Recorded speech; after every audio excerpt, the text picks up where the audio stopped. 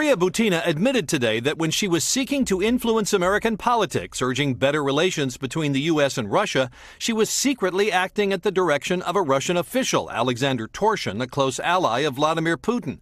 She wasn't a spy, prosecutors say. Her crime, acting as an agent of Russia without notifying the U.S. She admitted that her strategy was start with the NRA. I'm the board member of the Right to Bear Arms. This is an all-Russian public organization. We promote gun rights. And use that as a springboard to meet influential Republicans. 15 лет лишения свободы. За что?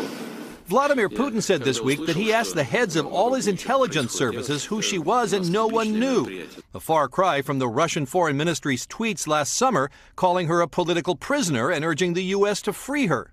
Prosecutors are hoping that with this plea deal, Maria Butina can shed more light on what else Russia was up to influence American politics. Hey, NBC News fans, thanks for checking out our YouTube channel. Subscribe by clicking on that button down here and click on any of the videos over here to watch the latest interviews, show highlights, and digital exclusives. Thanks for watching.